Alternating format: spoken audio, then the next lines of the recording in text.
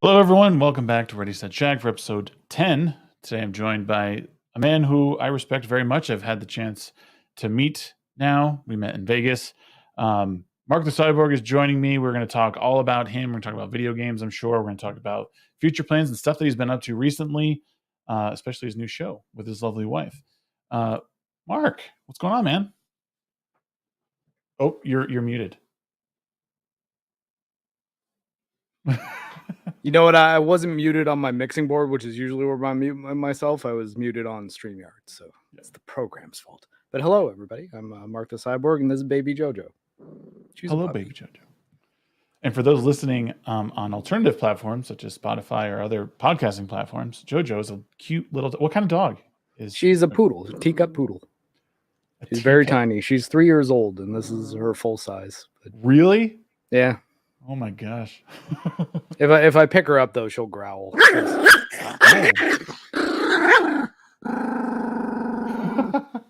She just got a haircut today, so she's a little edgy. It's okay, JoJo. You need to bathe. That's fine. I do the same thing. Like every time I mute, when you had the technical difficulties, I always mute on my mixing board. And sometimes I'll start the show and start talking about, oh crap, wrong one, or I'll mute on StreamYard. So, oh man, boomers all around for sure. I guess though, here, 1 sec. I'll test to see if my mute works. I'm counting from 3. 1.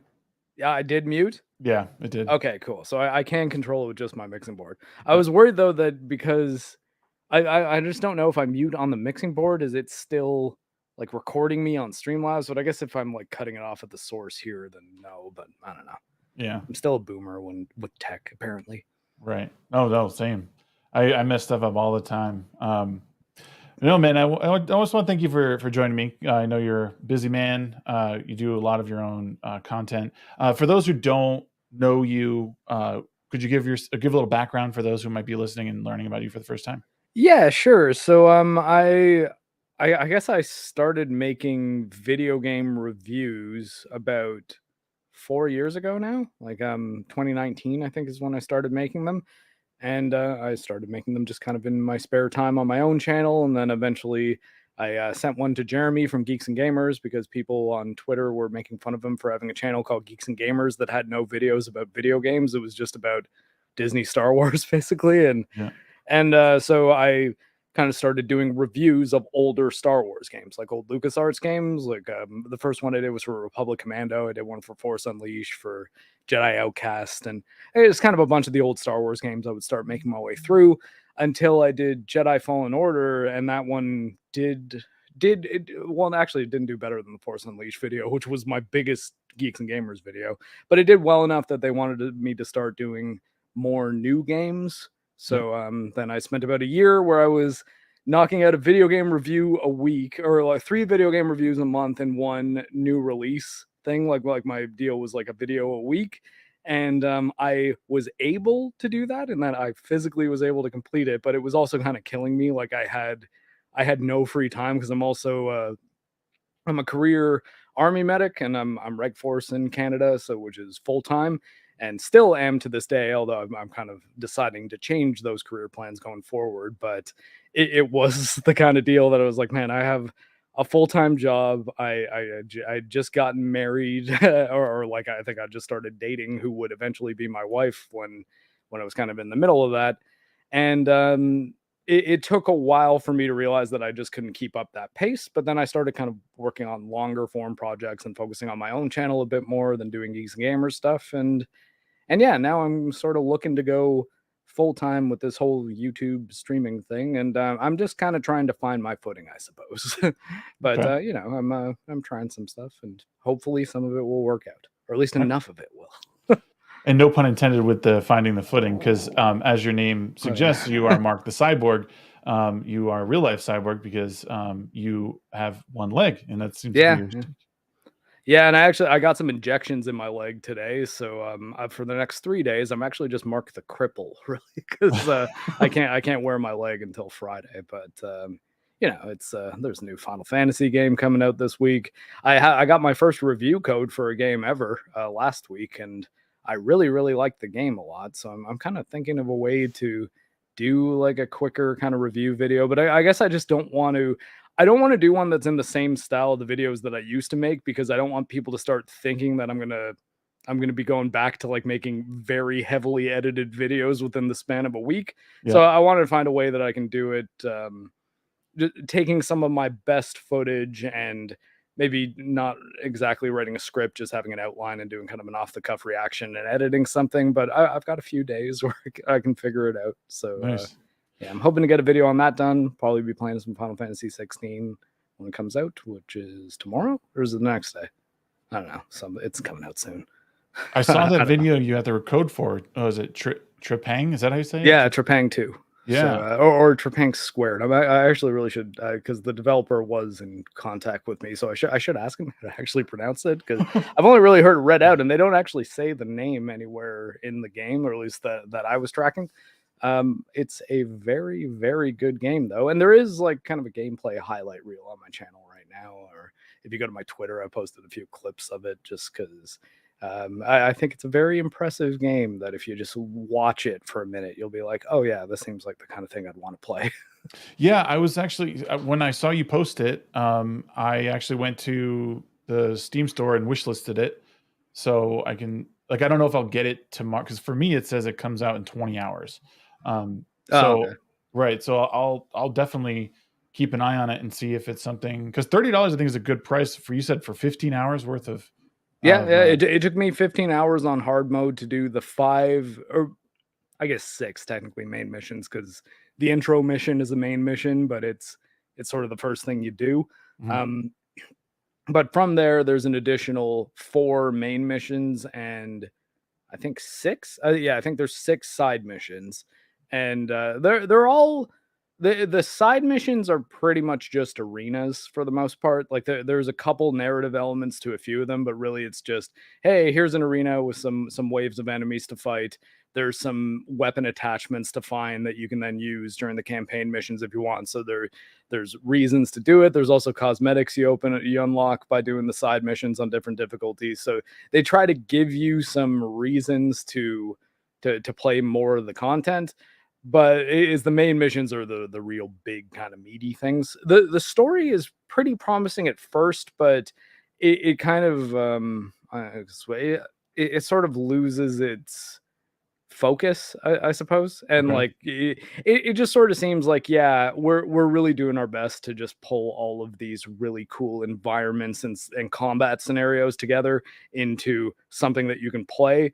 And we wanted to give you a little bit of a base to hang out in between missions and select your missions and stuff. But I think you could argue the game probably would have been just as good if it was like full blown linear. Like if it was just, hey, there's the next mission till the end of the game. But Okay. I played a fair amount of it over the course of a few days, and I enjoyed really every minute of it. So it's one of Well, those things that even if the story isn't like rock solid, oh man, you get like you wouldn't believe how this ends. It's more just like, yeah, that ending was like pretty predictable. You can kind of see it coming. They telegraph it pretty early on, and then when it happens, you're just like, okay. But le- ultimately, it's all just an excuse for really fun gunplay. the what I guess the question I have for something like this, being a $30 game about a 15-hour campaign, um, what is the replayability like on this, if you can say? So I would say quite high, not for any real functional reason other than just like achievement hunting, or hold on one second, I'll have a chihuahua to deal with. um, Mark's dealing with some little Sorry, doggy sorry. issues. Just the poodle gets pretty territorial when the Chihuahua intrudes on her territory, but he's one of the good Mexicans. But yeah, anyways, the gunplay though is enough fun that even if you burn out all the additional ways to play, it's like, oh, here now, Jojo, hey, sweetie pie. Oh god. Are we minding the low puppy growl here? Maybe I'll just try to get away from her. But anyways, the big thing is the gunplay is enough. It's interesting enough that even if you burn out all the meta reasons to continue playing, so say you unlock every single one of the cosmetics, you play through all the different modes, you find all the hidden weapon attachments, all the intel documents, you could still just go into the main hub world in the game, like the base that you're at, and fire up the combat simulator and just drop yourself into a wave combat match and just have tons of fun just playing the game. And that's kind of the thing that I really want to like underline with this. I was like, guys, like I think the big thing people seem to be focusing on when it comes to like big blockbuster shooters and video games that come out is just like, oh, well, we need stories where the facial animations are incredible and we can see the reflections in their eyes and their pores in their skin. And I'm just like, well, this game looks incredible, Yeah. and they didn't waste a whole lot of money on stuff like that.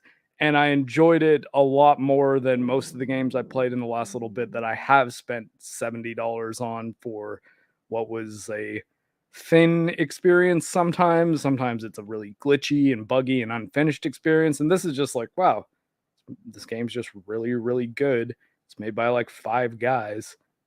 And they did a great job making a fun game. Like I guess the best way to describe the gameplay is if anyone's ever played a Fear game, like a First Encounter Assault Recon, Fear Yeah. 1, 2, 3. It's got a similar bullet time mechanic to that. You can slide on the ground. It's got sort of a Crisis style cloaking system too. So it's a big mix between going into like Predator style camouflage and then sneaking around behind a guy, grabbing a dude, and then throwing him at a bunch of other guys and knocking them over, and then kicking everything into slow motion, and then shooting all the bodies in the head while they're on the ground. That's And it's wild. like you just do stuff like that, and then you can be like, oh, but yeah, I could also be jumping in the air while I'm doing that as well. And the slow motion makes it so that you can still control it pretty well. So I did yeah, notice you can it's use really them as cool. you can use them as like meat shields, basically. Yeah, You you can hold pick up an someone and enemy at shoot and any then time. Yeah. throw them. And I do like games like this because they don't really pretend to be anything more than they are. They're just meant to be fun, play for 15 hours. And even this, and also looks like a game that people could get into like speed running and try and figure out like what's the shortest path, the quickest path, and the goriest path, so. Yeah, and that's kind of going to be the biggest thing. I have a feeling if the title of the game becomes any kind of hashtag or like Trepang 2 highlights or something becomes a thing, you could probably just go on Twitter and see people doing crazy shit. Yeah. Like I haven't seen too much of it yet because obviously the game's not out yet, but this happened a lot around the time that Deathloop came out, which was that Bethesda arcane kind of roguelike game. Yep. And there were a lot of abilities and different things you could do in that game. And most of the fun of that game was not even while I was playing it. It was going on Twitter and seeing what people who are far more creative and better at playing shooters than I am are doing with it. And I'm like, oh man, would you take a look at that? I never would have thought to use those abilities in conjunction with each other in that specific way. And I have a feeling this game will have purer version of that where it's just like, no, there's not a lot of crazy powers, it's just slow motion and sliding really. Yep. And cloaking, I guess. But I have a feeling that there's enough flexibility that people are going to be able to pull off some real cool action movie sequences. Yeah, I have to say that one thing I always come back, a lot of the games I come back to are very simple in how, like, so I guess for a couple examples, like I like playing Rocket League and I like playing Counter-Strike Go. Both, like on its surface, are pretty simple, like straightforward, like use a car, bump a ball, and like boost if you need to, pick up boost pads to replenish your boost. Same thing with Counter-Strike. Point and shoot, there's no aiming down the sights. recoil sprays but like there's complexity in them that people have discovered in how to be like to have such a high skill ceiling. And I'm not saying that there's necessarily like a competitive part of this or high skill ceilings, but with simple mechanics, with only a couple abilities, people find ways to innovate on the different moves, like bullet they can time, make sliding.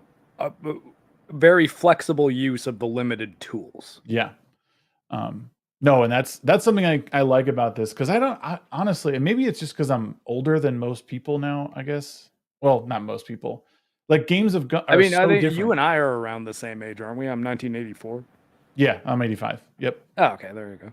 So yeah, I mean, like games nowadays just feel like almost too complex for their own good. Like there's too many abilities, and like because they just have to constantly like one up, like Call of Duty, for example. Like every iteration of it is like, well, I guess it's a reskin, but also there's new kill streaks and there's new this that you can do and customization. It's like, well, I just want a gun, run around, point and shoot.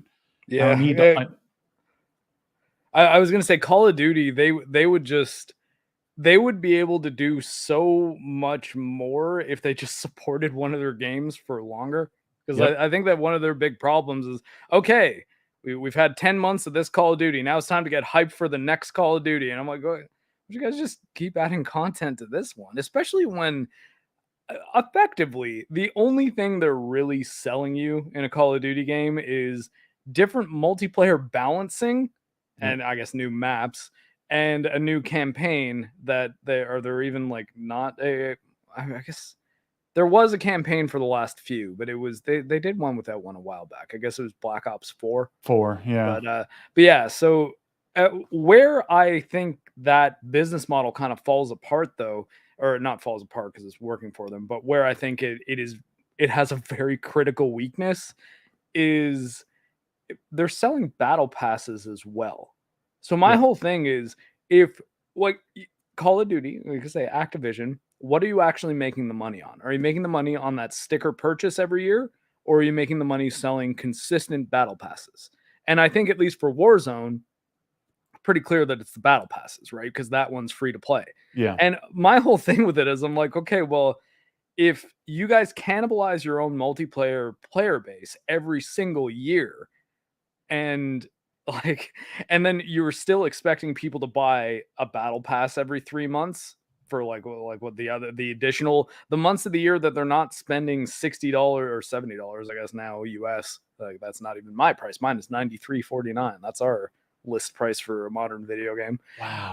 Yeah, no, it's amazing, isn't it? It's now at the point though that like it's kind of the line that it's stopping me from playing games that I might have otherwise just checked out to see what they were like, because I'm like, man, now it's now at the line that after tax I'm in the triple digits to just buy a new release game, and I'm just, like the standard version too. So if there's any kind of, hey, there's like, I mean, for Diablo 4, there was that, hey, you get if you buy the battle pass up front, essentially, you get the 3 days of early access.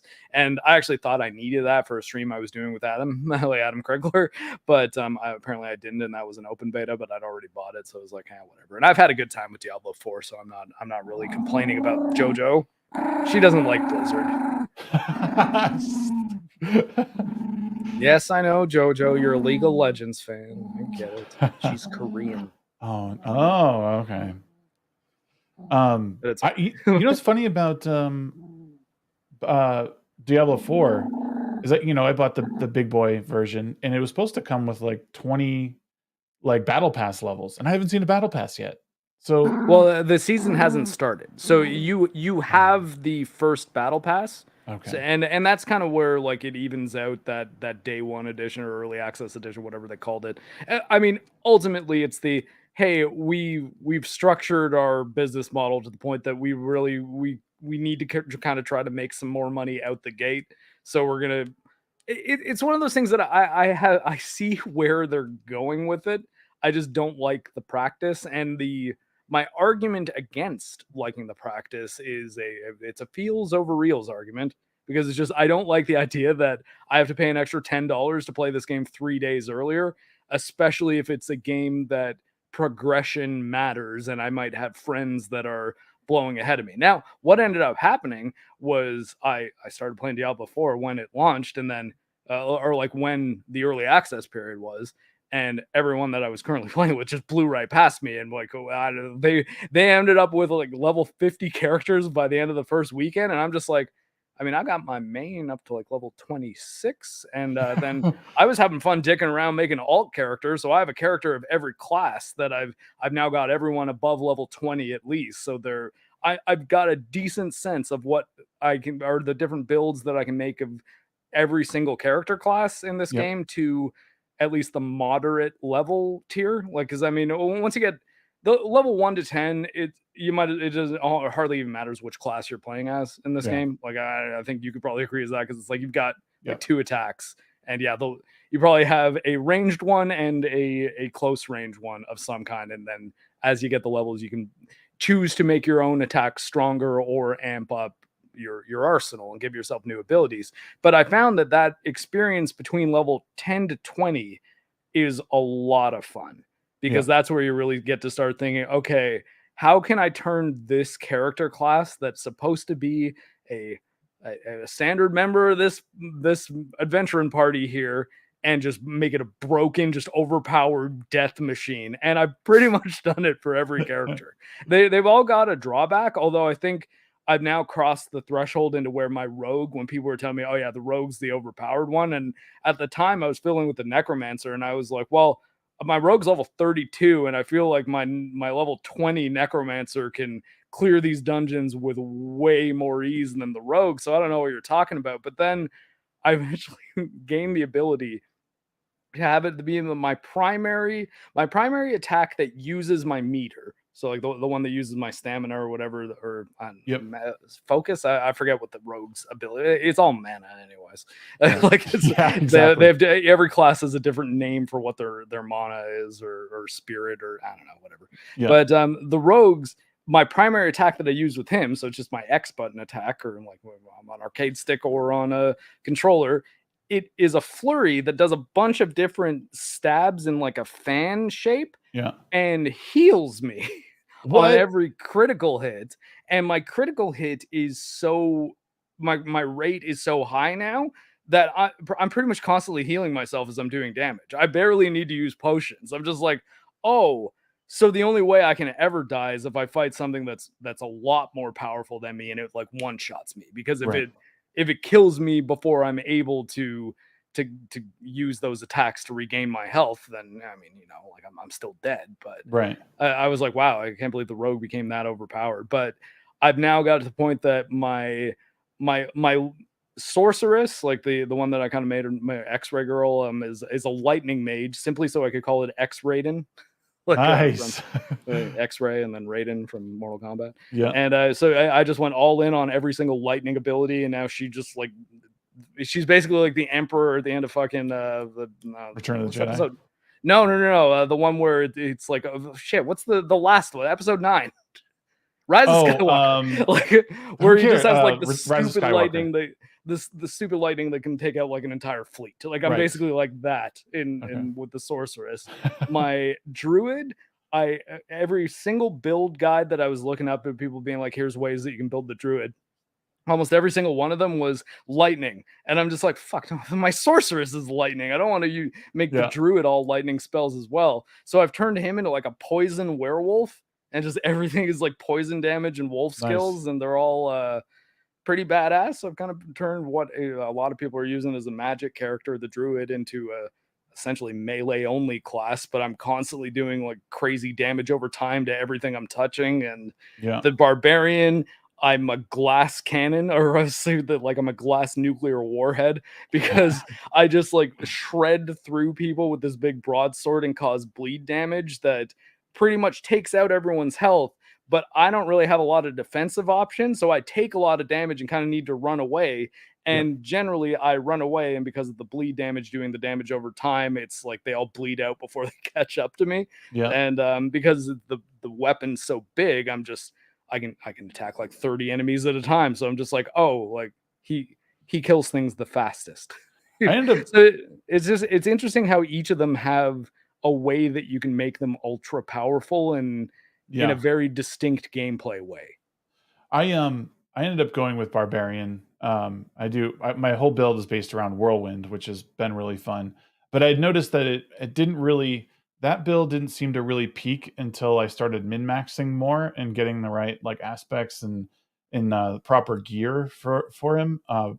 But what I would suggest for you is getting at least one of your characters to like to complete the campaign, because you don't have to, you can use, they allow you to do campaign skips after that, so you can, and I think you Oh, can okay. still do it at any time, like even if you've started one, you could still enter into the campaign skip, and then you just run around and do like the end game like bounty stuff for the Tree of Whispers and stuff like that, Hmm. which so like you could do that, but I wanted to go back to comment on what you said about people blowing past you and being done after the first weekend.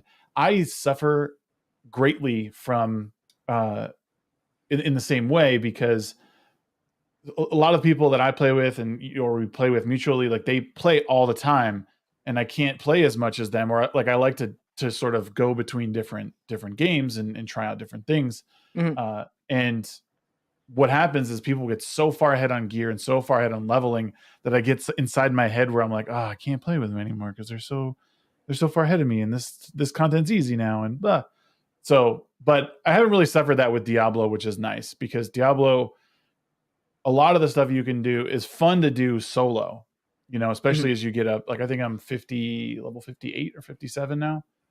So a lot of that stuff, like my character's pretty geared out. There's a couple of changes I want to make to it, but for the most part, I could run through things no problem by myself. And it's actually a little bit more fun because I know that I'm clearing the stuff and not getting carried by my friends who are like level 80 or Yeah. whatever.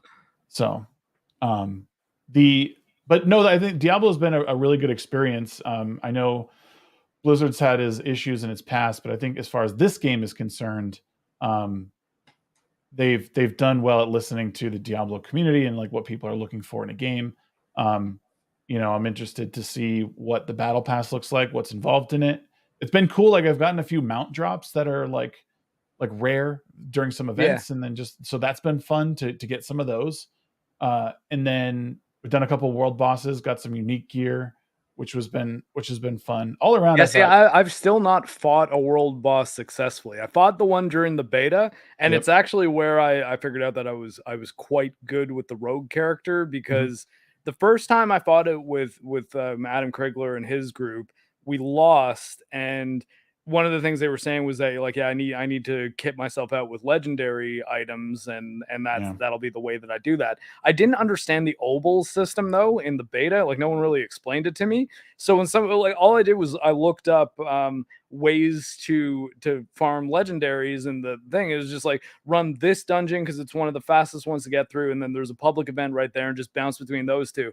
I was yep, doing that for an entire fucking day, and not a single legendary dropped, and I'm just like, well, I mean, I don't know what to do, but in that time I also kind of crafted the rogue build in a way that I had a few ways to dodge. So I had the shadow step, which is like a teleport yep, that with Ashva, I believe, was the dragon that was the open beta world boss. yeah, But like he or she, I guess Ashva sounds like a female name. Anyways, this big dragon, it's huge and it's far away, but all of its attacks are at its front for the most part. mhm, So having the shadow step, which let me teleport to behind it, yep, was basically a perfect dodge every time I needed to use it, regardless of how much damage it did. I'm yeah, just like, look, I'm not even worried about damage. I've just got to not spend nearly as much time dead. And yes, and yes, then I got it so that one of my last streams of that beta weekend where I was playing against it, it's clear that all of the other people are the stragglers who didn't just kind of got to the world boss level or something recently. They didn't really know how to play. I was clearly the one that knew how to play the best, even though it was inappropriately leveled. yeah, And it got to the point that I'm like, oh, now I've just learned this boss to the point that it's not touching me the entire time. But yep, we didn't have the damage output to beat it because it's also timed. So it's not yes, just, hey, you need to beat this without dying a certain amount of times or at all. It's, you need to beat it in 15 minutes or it crawls back into its hole and then it's gone.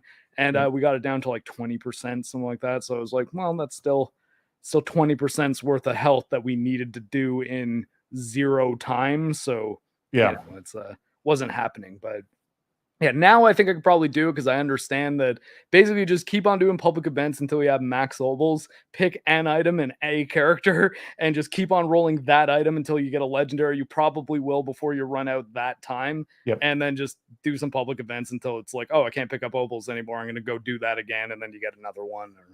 Or sometimes you might just say, hey, I just really want a broadsword for my barbarian. What the hell? I'll get a legendary one. Let's burn it right now. Right. Jojo. No, it's when I discovered that whole thing, I was really I was looking for, I think, a 2-handed mace for my barbarian, and I think I rolled like twice on it, and I got one that was like pretty good. I was like, oh sweet, like twice. I almost don't think I've ever rolled twice on one. Here, I did bring my characters up though. I can show them to you in a moment because I have this sneaky ability, even though the frame rate's crap.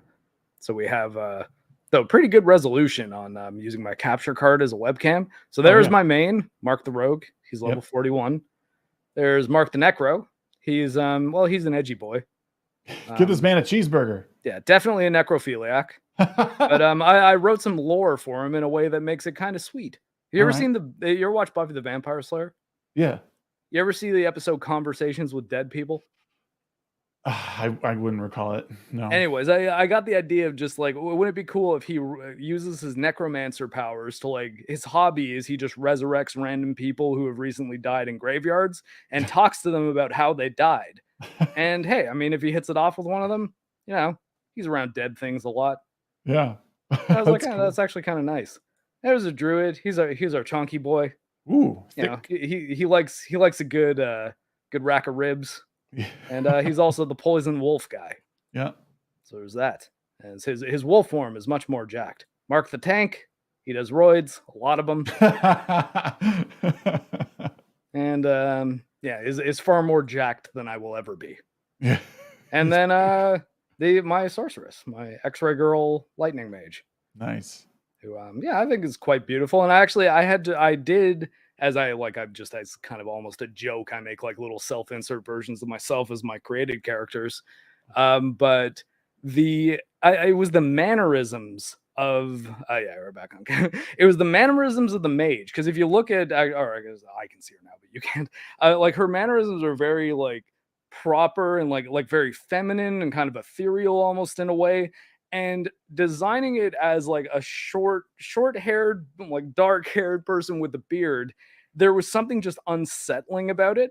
Like I was like, I know, like this is gonna sound like the most culture war thing I've ever said, but I was like, I feel like my mage's gender expression is making me uncomfortable.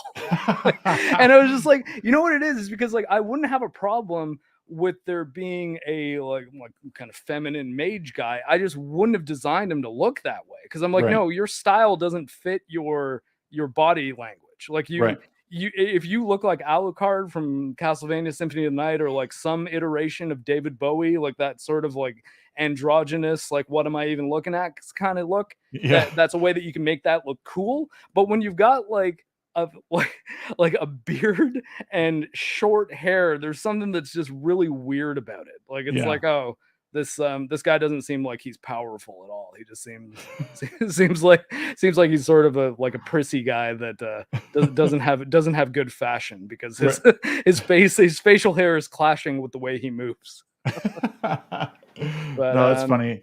I was actually thinking that I played 2 games of Overwatch before we started. Just because I don't know, I go back to that game to see like what's going on in it every now and then. And they have a new character that's very much like that. It's a very androgynous, like long hair healer character. And it was like, I saw it in game and like all the emotes the person was doing. I was just like, that's kind of all right. Like even my character in game was like, just kept like looking over like, what is going on here? But well, I mean, like I think you can make a feminine male character and pull it off well, but I think that it's when you add a beard into the mix that I think the feminine man becomes odd to like look at because you're like, oh, well, like I don't know here, but like I mean, I watch anime, there's plenty of pretty effeminate husbandos that I think are pretty cool. Okay, Yeah. like, I'm not Yeah. I'm not saying that you need to be a super masculine manly man, but I don't know. It's just there was something about like, also because it was my choice too. Because I was like, no, it was like this design problem is my fault. I created Right. this character. Right. Yeah. But luckily, I liked the early game enough that I was like, ah, screw it, I'll just delete him, and then I created my wife. I feel like my wife is nearby. I think I heard her. I don't know. I also see the dogs looking around. I was like, is Mother here? Yeah. So Diablo 4 is definitely, I think, it's a fun game. I have a rogue and a sorcerer that I started as well. I plan on, I think a necromancer is going to be what I do next. But yeah, I've been concentrating on trying to get my barbarian right and level him up a little bit more. I really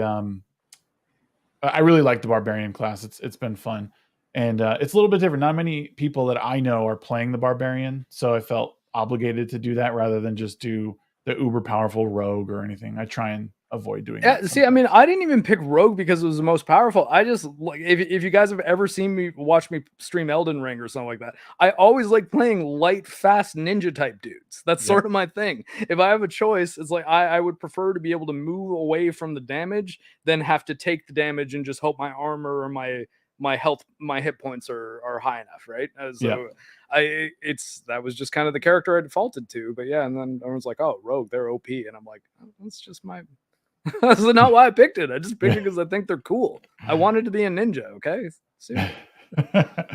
Well, kind of, I guess, like, sort of a tangential topic to what, Diablo being a pretty good game.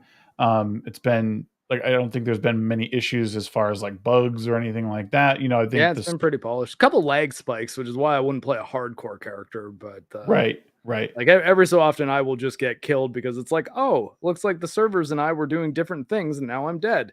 And like even if I die during like a boss that it was giving me some trouble, I'm still just like, okay, well, online live service game, this will happen from time to time. But if it's like, aha, your character's gone forever, and all progress you made on that is like bye bye, I'd be like, I'm never playing this game again.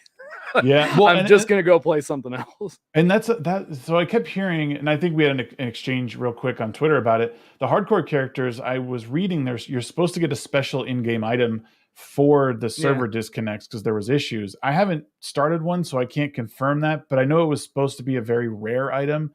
But again, I haven't verified that was the case. They must have something for those instances. I'm just like, guys, what year is it? Like, why don't we just make it that, hey, you will issue someone a refunded character, like, here, let's wind back your character to yesterday if you give us footage of the lag spike killing your hardcore character, or like just show us the clip, the clip and why it wasn't your fault. Just I feel like that should not be that hard to do. Like, and like, I mean, I'm not saying just if you're streaming either. Like, I mean, even Xbox and PlayStation have your like share buttons. So I don't know. Like, I think if Blizzard was like, hey, everybody, look, we know that people don't want to make hardcore characters because connection issues can cause death. And if you lose your character, and it's not your fault, we can see that that's frustrating. We have an item that lets you respawn your hardcore character.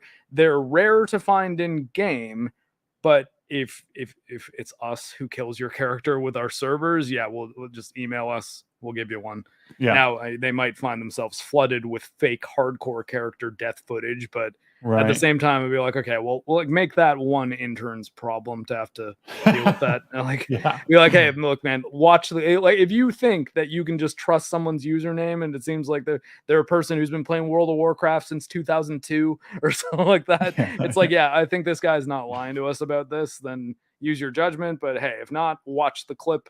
If you think it's sus, email us and say, no, I'm sorry, you're banned now because you're trying to steal the resurrection items. Like, I'd be like, okay with that. Like, don't try to pull shady shit about like getting, especially when it comes to things that, like, right now at least, like, they have because if people don't know about the in-game statue, if you're one of the first 1,000 people to hit level 100 with a hardcore character, I don't know if it's your character or your name gets put on an in-game statue, like a statue that will be in the game for other people to see if they like, it'll be like hardcore village or something like that, and you can see this statue. And which is like, so now there's some stakes which means people might be trying to game the system a little bit. And I think Right. that if there's especially if there's renown, like actual renown on the line, I think cheaters should be treated with extreme prejudice. Oh yeah, for But sure. yeah, Um, I don't feel the same about like emulating and pirating and things like that. I think there's some more ethical wiggle room there, but cheating, guys, don't cheat in multiplayer games. You know, yeah. it's not only your experience on the line there. Oh, for sure, especially in competitive ones. Um, but no, I kind of wanted to get your feel on like your thoughts on the state of gaming currently. I put out a tweet today or last night because I was just I don't know. I sat down and was like ready to play a game, and then I just like sat at my keyboard or looked at my keyboard and was like, I don't nope. I'm just don't want to do it. And like I feel like it's something that's kind of popping up for others. Like there's just not a whole lot. I mean, there's a lot of games to play, but I Mhm. feel like games feel a little bit less fulfilling nowadays. And I kind of wanted to get your feedback on what you thought like the current state of gaming was It, like and why it might be that. the gaming industry is in kind of an interesting spot right now because it's both it's both been the best it's been in a while when it comes to the actual games that are coming out, and the most shitty it's been possibly ever when you think about how scummy and deceptive the marketing cycles are becoming for these games, Hmm. and how this past E3 sort of era, like, I don't know what to call it now, the summer game showcases, because E3 is actually not a thing anymore. But Yeah. this round of June marketing hype that happens every year in the gaming industry, this was one of the most egregious to me because almost every single trailer at all the major shows, except for Capcom, oddly enough, were showing their game in 30 FPS. And that's even if they are a game that is not locked at 30 FPS on a console. For example, the whole PC Gamer show, every single game was shown in 30. And I'm just like, man, some of these are indie games that have really old school, like deconstructed art styles that if they're running at 30 FPS, it looks like you're showing us a PlayStation 1 game, Hmm. because you don't realize it's like, oh, that's animating like a full-blown new video game though. So it looks a lot nicer than that in motion. And but that happening on the Microsoft stage and the Sony stage, to me, it seems like the industry is now priming everyone to say, hey, most PS5 and Xbox Series X games are going to be 30 FPS locked, capped. Like no performance mode that pushes beyond that. And I think the reason is that I think they're having a lot of trouble making games that look appreciably impressive when compared to PS4 and Xbox One, while also performing well. And my whole Okay. thing is because we're at the point that PS4 Xbox One tier is about the best you can get as far as visual fidelity goes, until you start slamming the settings into overdrive and adding in things like ray tracing. That is, I honestly I can't explain to you guys how not useful ray tracing is in 90% of the games, that Yeah. even some of you will say, oh yeah, the ray tracing looks amazing in this game. I'll be like, what, the reflections? The ray trace reflections in your PlayStation 5 game, because chances are you've actually only got ray trace shadows there, man. Those are the same reflections you're Yep. seeing otherwise. And even then, ray trace reflections are something that they do implement, because usually it's reflections and shadows only. Ray trace lighting or path tracing is even more intense, to the point that it's leveling like RTX 4090s, like high end GPUs right now.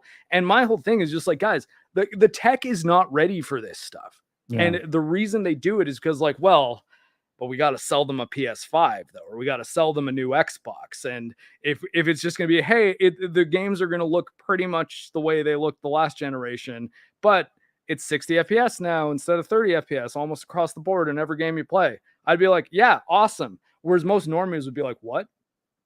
Right. Like, and it was sad. Like, ultimately, as much as I say, like, well, I have a more informed opinion than just a normie casual gamer who plays like Call of Duty and Madden, and that's it. And then we'll play The Last of Us and not understand that, or like Last of Us 2 on PS4. I mean, like when it comes out, and I would talk to him and be like, yeah, I don't know, I just feel like this game's going to be on PS5 anyways. The story sounds like shit, and I don't really want to play at 30 FPS. So like, this is the best looking game ever. This has better visuals than like any PC game that's out. I'm like, That's untrue. But Well, but like real quick, real quick though, if I can, I think we're going to see this console generation around for longer than the previous one. I guess Xbox One was around for a long time, but like the Series X, the PS5, like there's hardware in there that's arguably much better than anyone has in their PC for a much more affordable price. Like these consoles, I think from what I read, they took major losses on even like building them and shipping them because I mean the hardware in there with their onboard NVMe's, the ray tracing technology. There's actually a question: what is ray tracing and what is the benefit? It's you can correct me too, Mark, if you need to. Yeah, I can explain it pretty quickly. Ray Okay, go tracing ahead. is technology in which rays of light are individually calculated and coded by the game or the software itself on in real time. So like on a moment by moment basis, the light is always acting on the world the way it normally would. Now, if you have full path ray tracing, which is like also known as path tracing, that's when it's like literally every beam of light and it's all bouncing off every little polygon, no matter how insignificant, and the game is calculating all that so that it looks as realistic as it can look. And that's one of the reasons why modern, and now granted this is going to sound like it's like, oh no it doesn't, but modern CGI in movies tends to look quite close to reality often, to the point that very often people will say like, oh, I didn't even realize that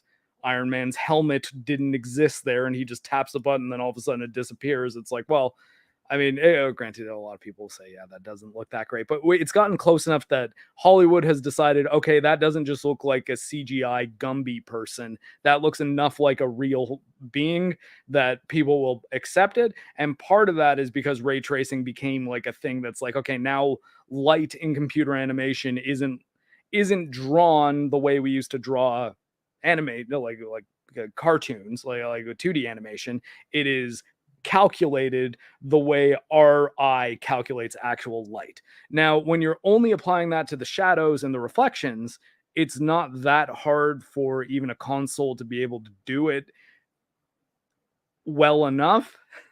But when you add ray trace lighting into the mix, which is the thing that actually makes things look really incredible, the only game that I've played with full global illumination at a reasonable frame rate is Quake 2 RTX. So it's a game from 1997, and Right. I can still not get it above 60 FPS in 1440p if I max out the global illumination. So if I make it so that every single ray of light is being calculated the way real light works, a game from 1997 will still bring a high-end PC from now to its knees.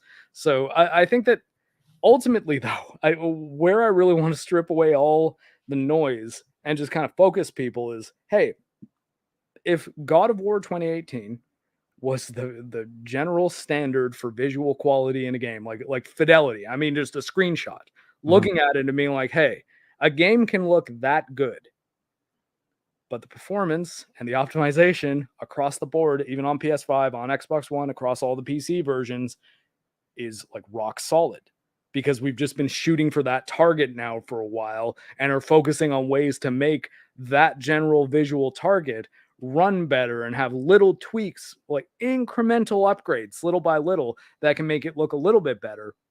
I think we might actually be able to get some really amazing looking and running games from this generation of consoles. But I Mhm. think the problem is it's that the Icarus problem of just like, oh, like our Right. games look this good, we got to make them look even better. Okay, now we can see Aloy's peach fuzz. Okay, well, now we got to add a smell-o-vision thing on our controller so that we can smell her sweat in Horizon 3. It's just like, guys, like, how about we strip away all that crap and just make a good video game? Like, and we focus Right. on having it be so that the input latency is reduced to a bare minimum. And I think that one of the easiest ways to do that is to lock 60 FPS as the performance standard, because most modern displays, TV and monitor, not just, I mean, monitors tend to go a higher, and now TVs are as well. But for the most part, monitor display, your standard hertz, like your hertz rating, or how many refreshes per second, is 60. Yep. So if it's 60 refreshes per second, 60 frames per second is one unique frame per refresh of the monitor. So like I always have this argument with like generally people who play on console and are very happy with their 30 FPS and make the mistake of me saying I have reasons why I can tell you it's actually not, it's actually better to have 60 FPS. Not that just I prefer it. It's objectively better, and they'll try to argue the objective inverse. But ultimately, at 30 FPS, you have this point for an action, this point for your next frame, and at 60 FPS, you have an extra space for an action in the middle of those, which means the game will be waiting half the amount of time ever to sense your input and then register it to what's happening on screen, because the space between the frames is doubled.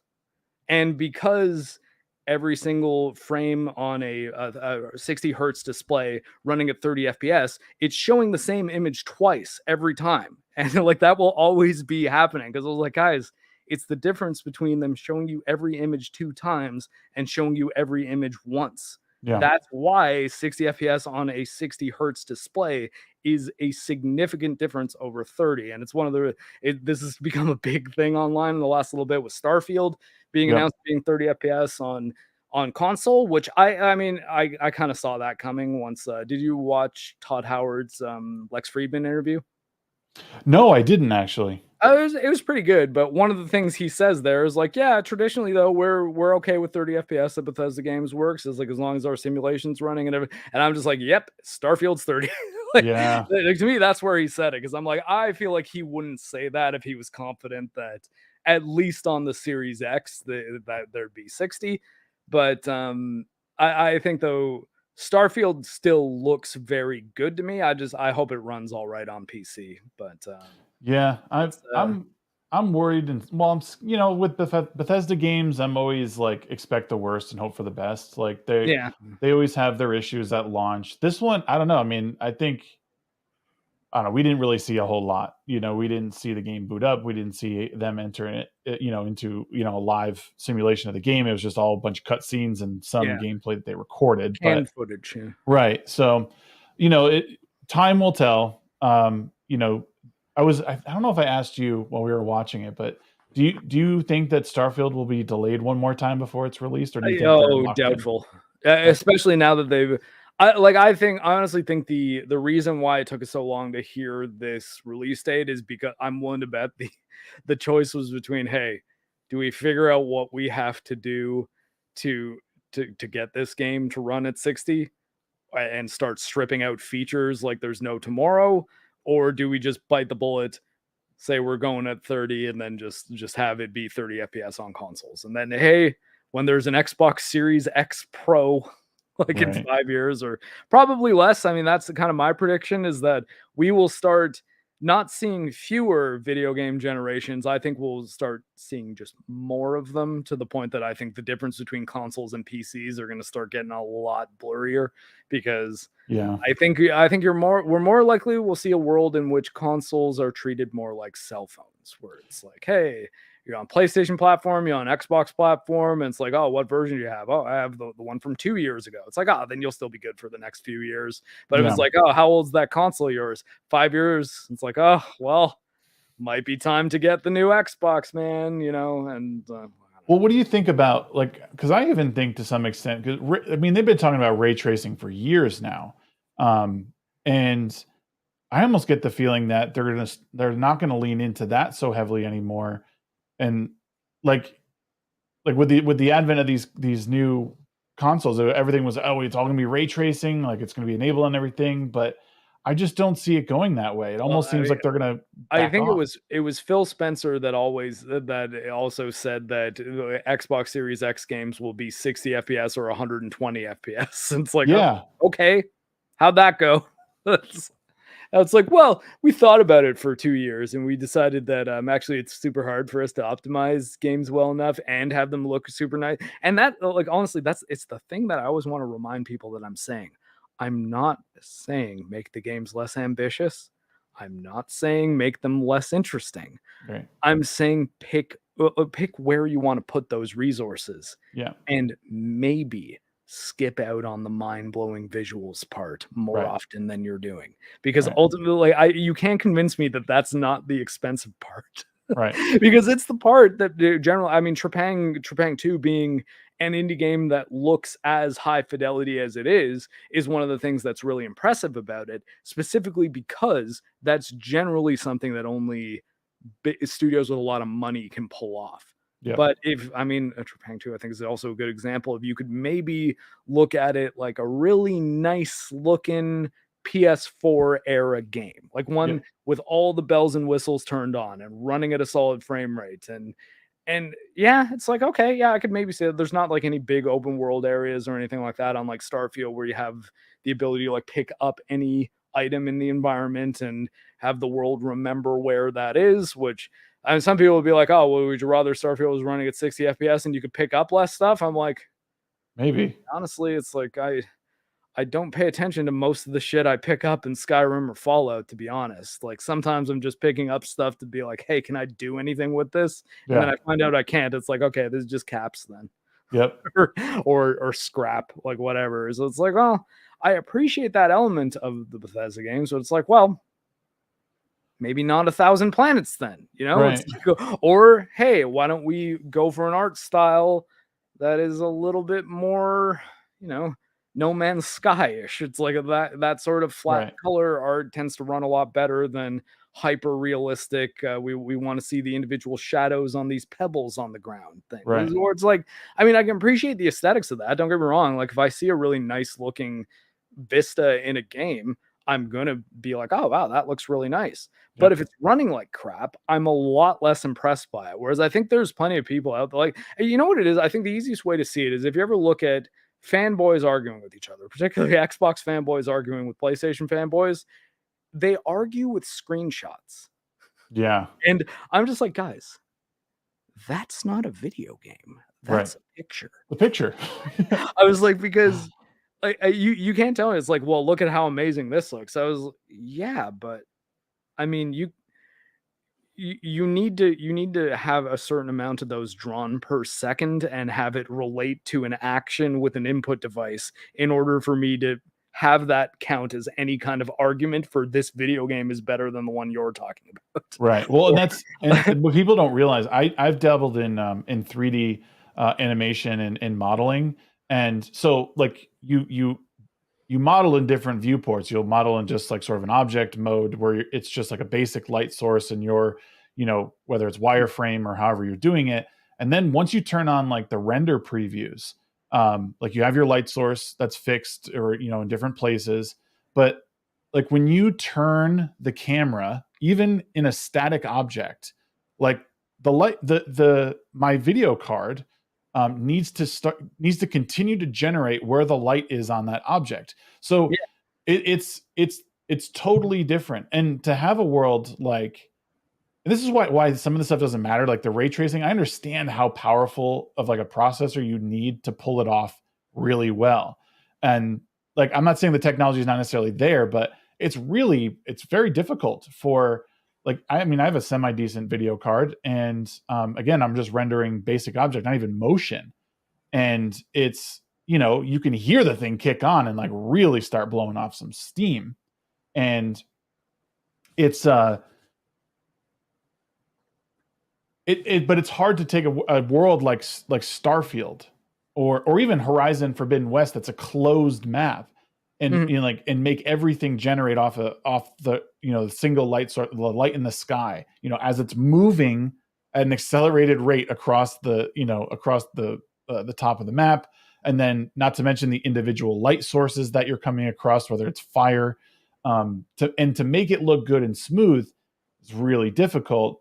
Don't get me wrong, and like I think you even said it, those visuals, like real ray tracing or path tracing, looks beautiful. I Mhm. mean, it's it's what happens every day. Pixar movies are made with ray tracing, Yeah, but like, to but that you're doesn't mean inputting. that your PlayStation can handle it, right? Or at Right. least not in the way that they're saying it can. But I think, I mean, it's where I think players and like customers, really consumers, like people who spend their money on this stuff, need to become more aware of how much video game marketing is geared around buzzwords that don't necessarily matter. Yeah. And I think during the PS4 Pro, Xbox One X thing, 4K was the big thing. Yeah. It's like, now see these games in 4K.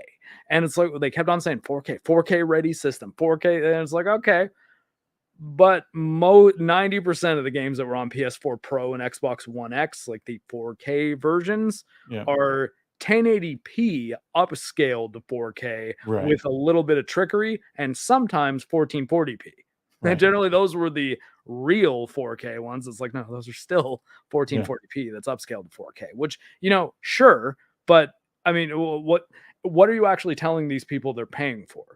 And it was the fact that they had the gall to put 8K on the boxes of these new systems. Oh, I It's like, know. oh yeah, dude. 8K ready. It's like, yeah, you guys know what the 8K ready thing means? It means it's HDMI 2.1. That's Yeah. literally it. That's Yep. it. It just means that, hey, if Netflix ever adds 8K streaming, I mean, you won't have to buy a new HDMI port on this thing. I mean, we don't know if it'll run 8K Netflix because that's not a thing that exists right now, really. But Can you even I tell the mean, difference between like, could your eye possibly see like clarity like I mean, that? yeah, because you got to think that it's as much higher resolution than 4K is from 1080p. Now, granted, you might say like, oh well, but I mean that's 1080p. It's like, yeah, but when we first saw Blu-rays, they looked pretty sharp, man. Like, and it's just, oh, I didn't even realize it could get that much more sharp when you start seeing 4K things. And 8K will be the same deal. But my whole thing is that functionally, do you know when you notice resolution in a video game? When No. you're not playing it.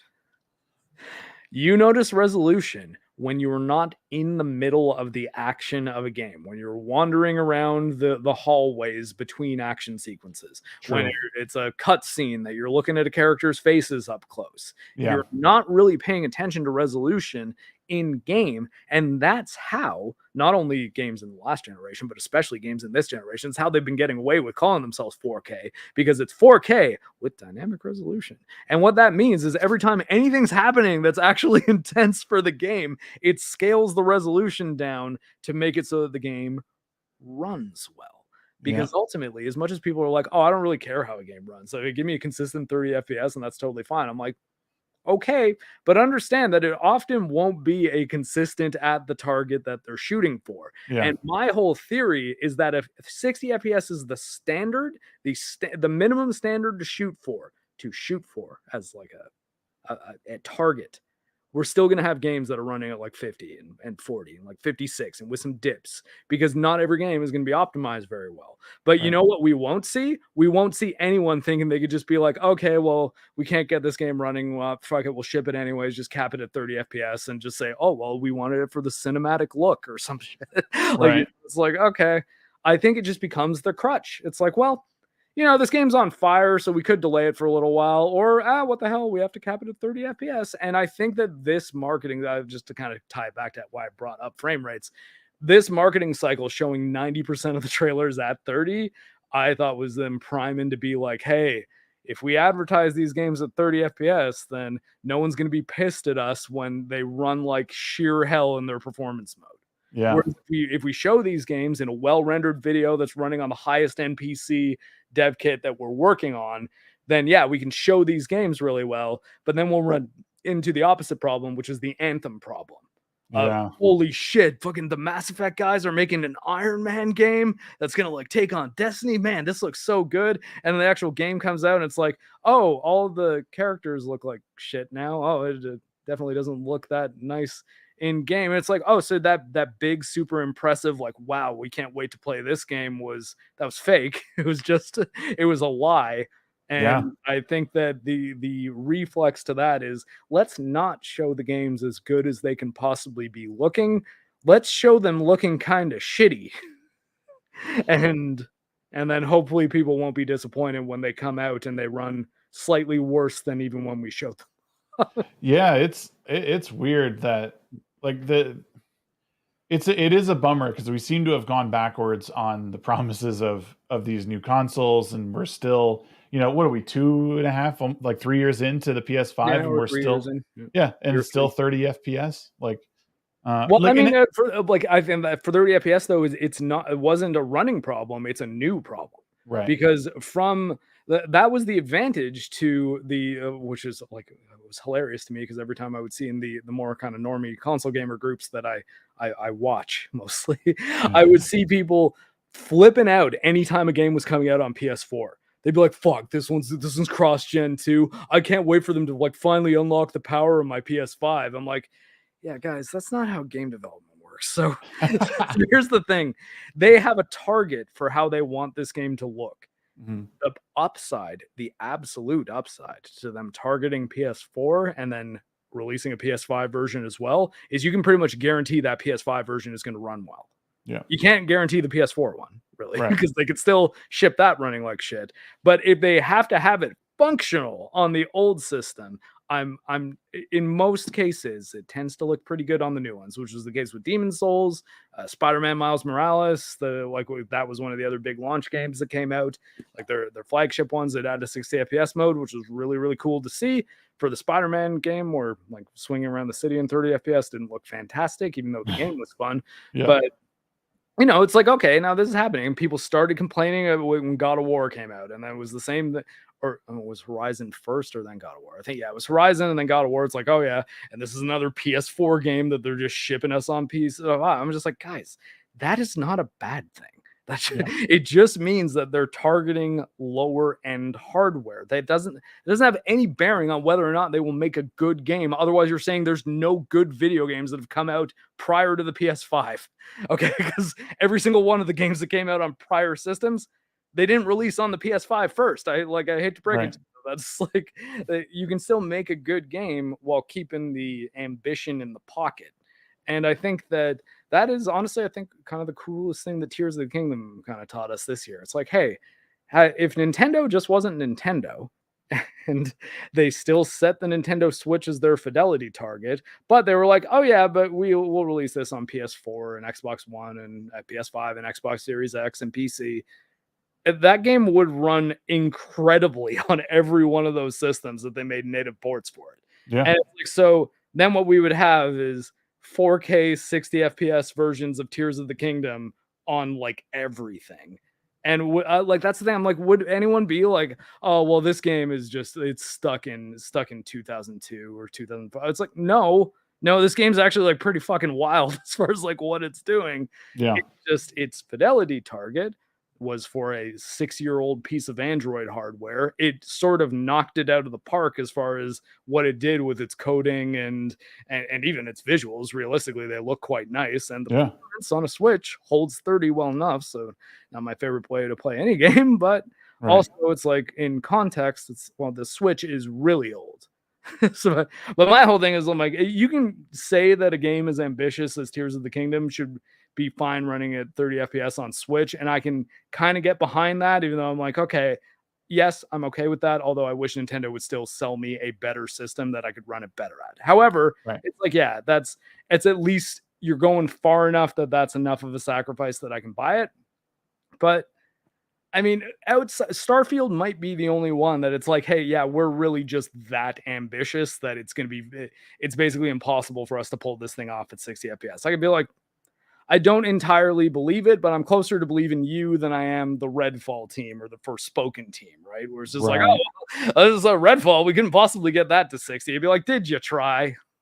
Forspoken was a really big disappointment. It's on my PS5 right now, and I'm like, the game looks so bad. Like the graphical fidelity of it. Like I'm willing to concede that these games are hard to make. Do you think the PS4 version held it back? Do you know what my joke is there? Yeah. That's a next gen only game. Yeah. So it's like, okay, yeah. So I guess the ones that are built from the ground up for your PS5 are always 100% great, right? It's like, no, that's not the case. They release broken shit all the time. But if they're targeting the PS4 and they also release it on PS5, generally the PS5 version works. That's all I'm saying. Yeah. No, it's and that's I remember booting it up and I was like the gameplay I was seeing from it seemed like pretty cool and all, but the first like 2 hours I played, I was just like, this game just looks like crap. Like not $70 for this game. Like I would rather pay $50 on the PS4 and just run it on that because that's what it looks like. And this world is like empty and like, especially like the opening like scenes where like running through the city. I just thought like this doesn't like this is not a next gen game. Like I Did don't you feel see? Did you see Short Fat Otaku's review of it? no. Okay, so that's a great video to watch because it is a review of Forspoken in a way, but it's also kind of a state of Square Enix. Like, hey, so here's what's been happening with Final Fantasy and Square Enix for the last decade and a half, and how we got to Forspoken. And it's a story that you do have to go back that far for because do you know what the story behind like the Luminous team was, like the Forspoken developers? No. What is So it? they're the team that made Final Fantasy 15, which Okay. is a game that was made around the Luminous engine, which was proprietary tech that Square Enix had made after their first proprietary tech that they made for Final Fantasy 13 apparently didn't work out so well. They made a new engine that they did Final Fantasy 15 with.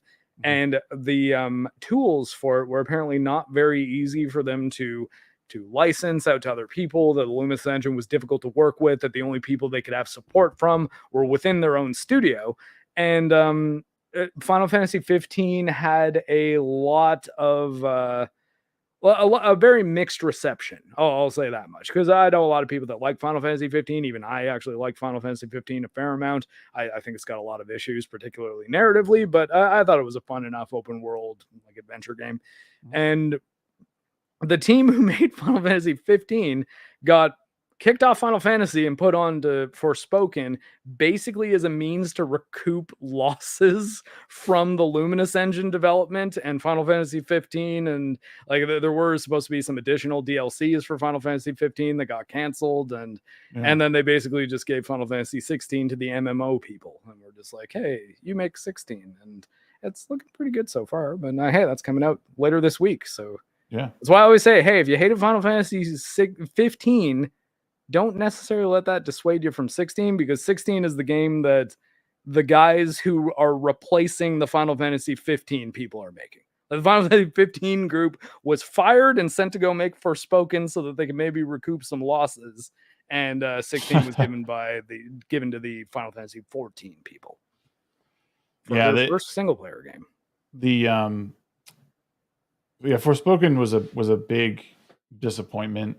I'm actually going back right now and playing Horizon Forbidden West, and I'm like 30% of the way through that game, and I was like, I really want to finish this because I did enjoy the first one.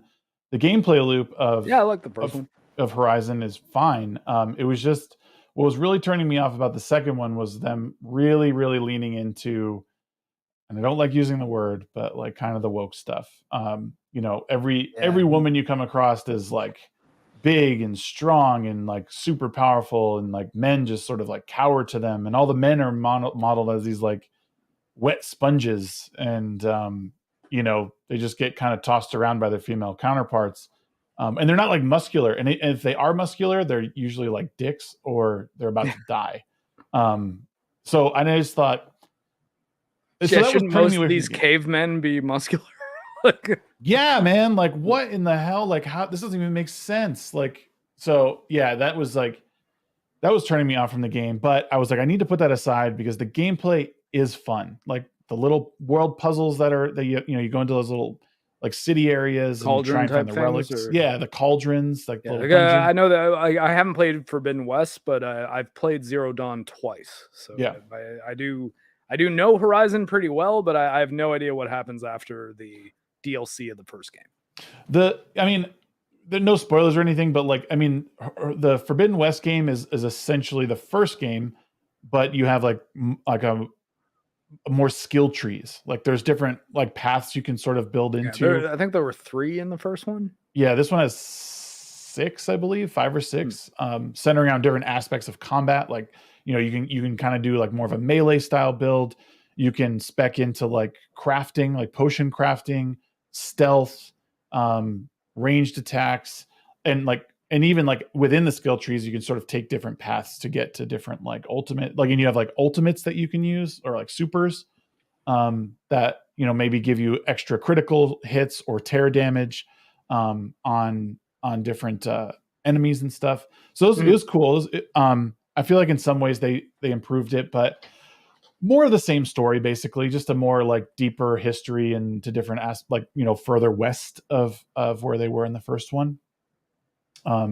It's probably a game that you would like to play, Mark, honestly, the way you play games. And I basically, when I played the PC version, I really liked playing it with a mouse and keyboard. I found it actually improved the combat a lot for me to turn the aim assist off and play with a mouse and keyboard, because then it was actually kind of felt like I was aiming the bow and I was pulling off cooler stuff more intentionally.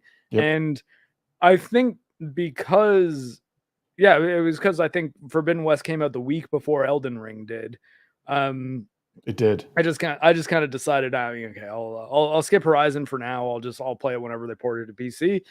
And now it's been over a year, but I think PlayStation has said they're going to do 1 to 2 years for PC versions. So I guess next year I'll probably give it a shot, but I have a feeling it'll be cheaper then as well. So that was the other thing. It was like definitely get that game on a discount or a sale, because I don't know.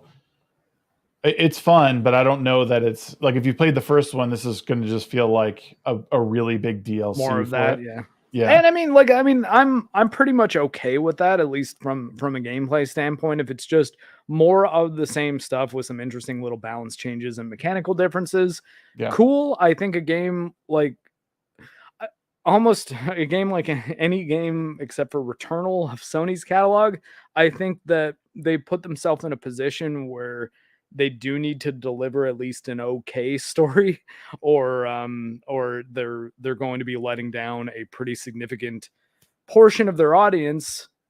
Although there is a probably equally significant portion of their audience who think that they're really into super good stories and games, but they really just kind of like they sort of like seeing nice graphics and people who look like real people delivering dialogue reasonably, and it doesn't really matter if the writing is good or not. They will say it's incredible. And I think that the trick is to not immediately jump on a video game story as being bad, but it's a video game, but also to not be tricked by very, very well shot cinematics. And it's like, well, I don't know, man. Like if you can say, hey, I'm really invested in the story of this, but then I think you should probably think about it a little bit more than, well, things happened in the game. Cool stuff went down. There were fights. It's like, okay, all right. Is that a great story, or is it, a functional one for a video game? Right. Because I don't think if a game needs to have a great story, just if it doesn't, it does need to have good gameplay, or you can get away with having a game with kind of mediocre gameplay and have it like a rock solid narrative, but that's a way riskier bet, because gameplay can almost always be as good in a sequel as it was in the original, and usually improves. Writing, on the other hand, easy there. It's tough to write a good sequel. No, it's true. I wanted to ask you something about your content creation. You spend a fair amount of time exclusively on Rumble, and you were like contracted by them to do a certain amount of hours a month, and I have my reservations on a lot of these alternate platforms. I want to support them. I think what Rumble's doing is good, like allowing people to just sort of speak their mind, not have to worry about being censored or anything like that. But I don't know how much I trust the numbers that I see when I'm either looking at another live stream or looking at the stats behind mine. Yeah. Have you had any issues? And again, if you can't really say, or you don't want to say, that's fine. I mean, at this point, I'm not under contract with Rumble anymore, and I don't think that we had any kind of NDA that I signed. But I mean, realistically, though, I don't even think I would have been able to address any of the observations I made here as part of an NDA, because they were just things that happened during my stream. But there was one day where I had something like 2.4 thousand concurrent viewers, but there was like 4 people in chat. So I was like, I was like, holy shit, man, you got 2.4 thousand people watching. I'm like, cool. I was like, it's just like the 4 of you talk. Like, I still have more people in my YouTube chats. So, right. So what's up with that? But I don't know. Like, I mean, if Rumble is trying to figure out what they're doing exactly with their algorithm, I'm willing to give them some time on that. I've kind of sort of settled into just doing a multi-stream on YouTube, Rumble, and Kick every time I stream now, anyways. So I don't really invest too much into each one. I don't know that I would ever want to sign another exclusive contract again. Almost like unless the money was good enough that it's like, oh, well, this is like, I can turn this into a career right now money if I just say yes. Right. Like that would be different. But if it's like, hey, here's some a good reliable way for you to get extra cash, but you can, or like some extra cash every month that's reliable, but you can't stream on any platform except for this one. I'm not sure that I do it because I don't know that that was particularly great for my channel's growth last year. As much as it was good for my income, especially when it came to like income coming from content creation and streaming, it was very, very good to be like, hey, I just need to put in hours. I need to put in hours. It doesn't matter if 5 people are watching me or 2.4 thousand, whatever. Like, it's just the hours are what matter. I logged them. I kept very good records of them, made it so that if I was ever privating a stream, like, because I don't know, I might have like revealed X-Ray Girl's name in it or something like that by accident, Right. I would log that specific date and then submit it on my hours report. And I think like 90% of the time they could just be like, yeah, you could just email us and say I hit my hours for the month. I'm like, no, no, no. I'm doing this because I don't want there to be any question as to whether or not I'm trying to, I don't know, like leave my stream on like an idle or a be right back thing for like an extra 3 hours per day just to get myself over the line for the month. It's like, no, I don't want to be that guy. But at the same time, I think not being on YouTube knocked a few people out of my audience who have not really come back, even though now like some of them I'll encounter them on just other stuff I'm on that they're in the chats of as well. And like, just so you know, I'm not calling anyone out. I'm not trying to shame you. I'm more just and you don't have to come back to my streams ever in the event that you're watching this one. But what I'm trying to illustrate is what's the value of that, right? What is the value of that viewer who didn't want to go over to Rumble, got out of the rhythm of watching my streams, was in the chat like every day and would super chat pretty frequently, but is now like nowhere to be found. It's like, well,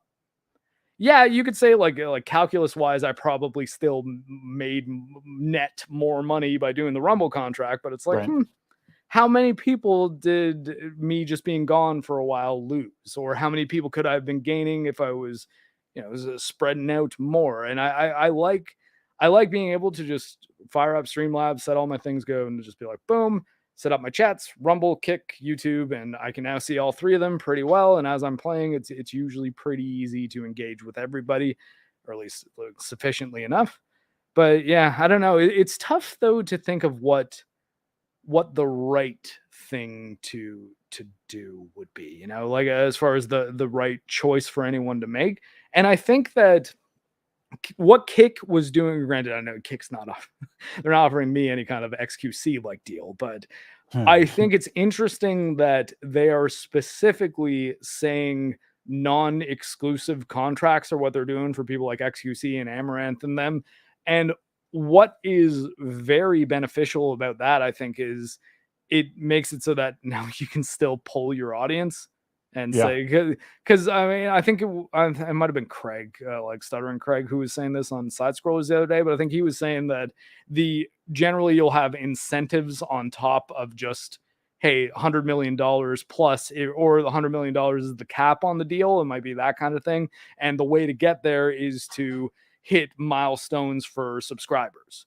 Or like Okay. subscribers on Kick or whatever it would be. And like I'm aware of that because I know that very often incentive structures and deals like this happen. And I think that giving yourself the ability to have that streamer still be on YouTube or Twitch or wherever they are, where their audience is, and say, okay, cool, everybody, we're shutting down the stream here for now, but we're going to still be live on Kick for the rest of the day. So if you want to come over there, today's the day to do it.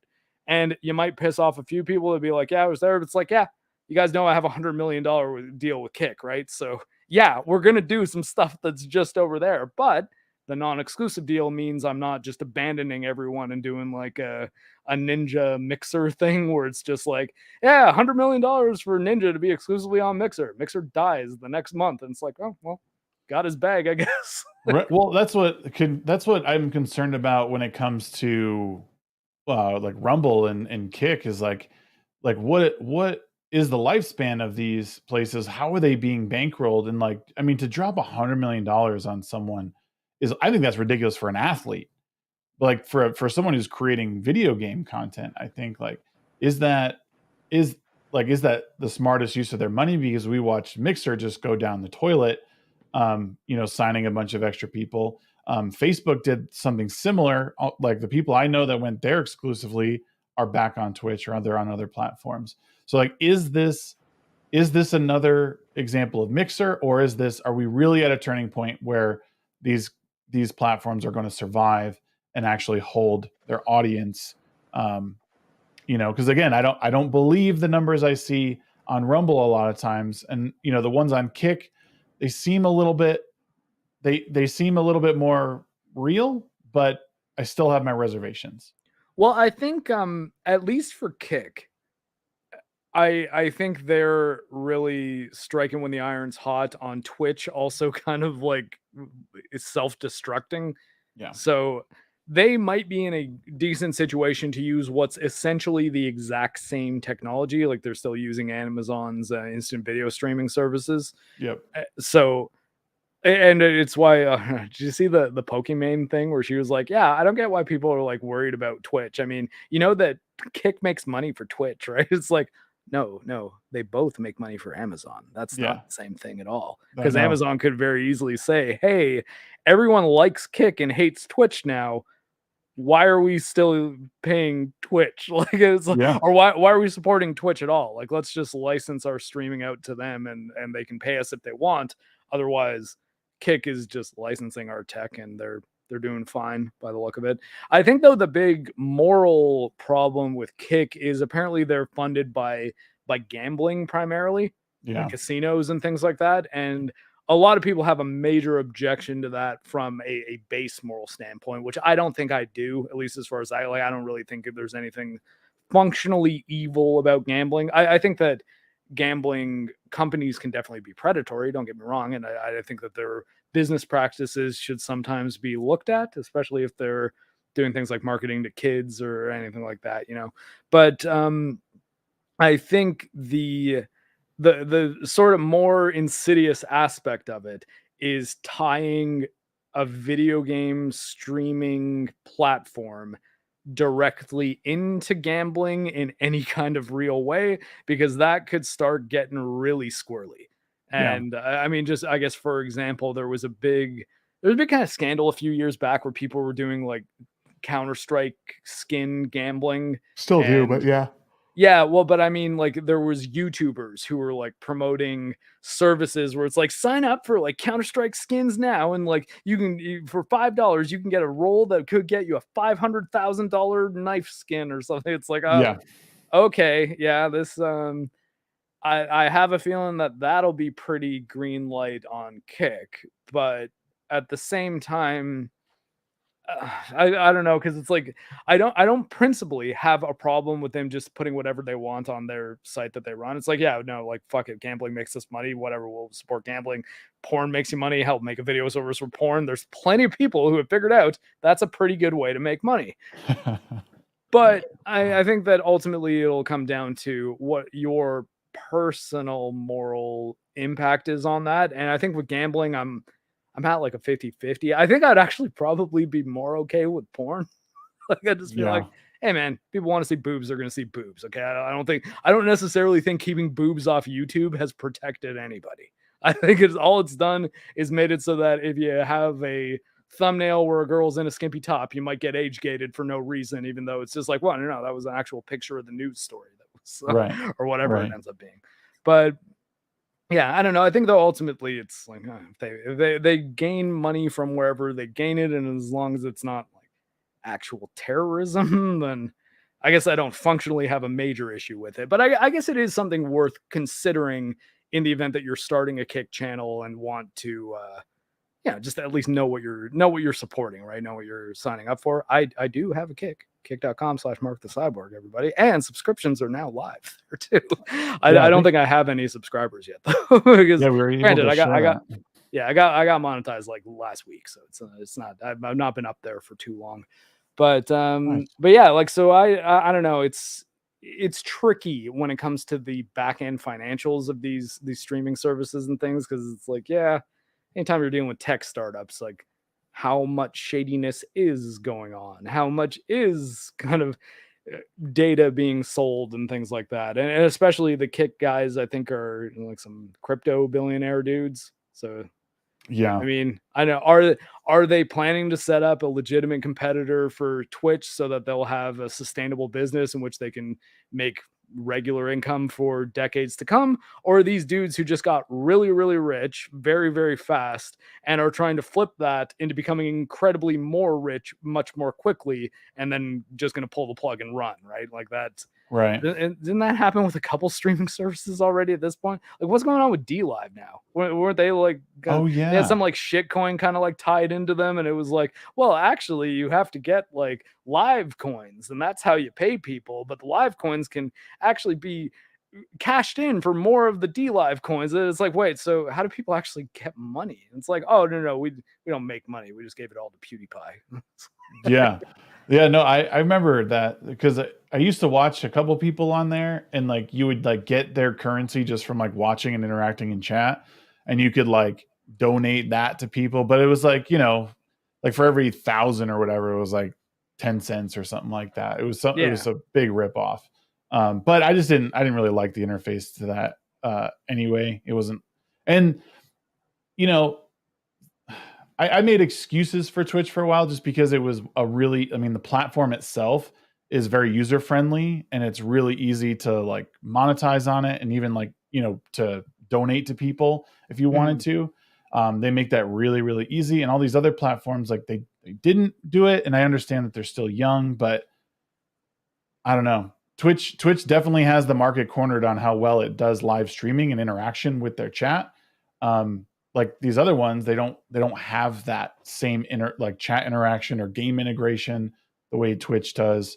But then the question becomes: is that what people care about? Like, are people going to watch a live stream to interact with, the game in which someone's playing? Is that an important part of their community? I don't know. For me, it's not, so it Yeah, doesn't matter. But yeah, I think it kind of depends on the streamer. For me, I think it's sort of 50-50, because while I tend to focus on video game content, I don't think I'm particularly skilled at video games. Like, I think I always say like I'm kind of above average at games, so I can functionally I can finish any game that's ever been made on its normal difficulty. I yeah, could almost say that for sure. yeah, I can finish most games on the hard difficulty, but there's a significant portion of games that on the absolute max difficulty setting I would have no chance on. I'm not a particularly great multiplayer guy. Like, I'm not going to be at the top of the leaderboard of every shooter I ever play, but I'm pretty good at explaining video game mechanics. And that yeah, is also how I compensate for my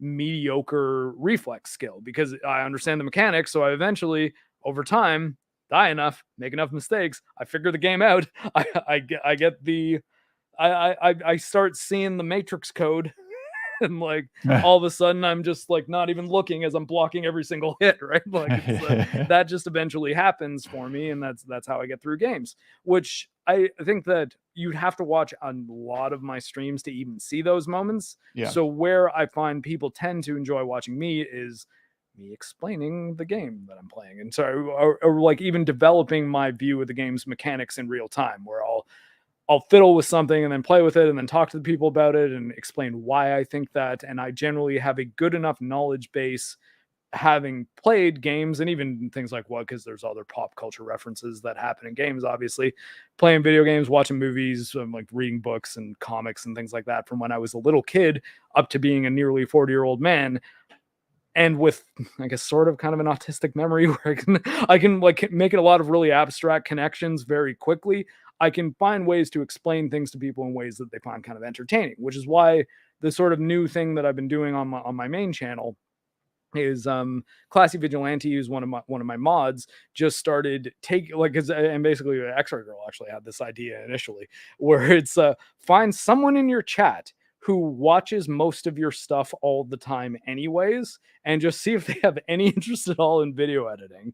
Because if they're there anyways, they can usually be like, oh, for the last 5 minutes, he's actually been explaining something that's kind of interesting, and then Yeah. he'll like put a time code down, and then he has manager access on my channel now, so he'll just download the VOD of the stream afterwards, and just cut out a little thing. So I got this video where I'm explaining why I think Star Wars Andor was a really good show, which, I mean, I'm a person who has not really liked any of Disney Star Wars outside of like Rogue One and Jedi Fallen Order, really, like in the odd scattered episode of Rebels.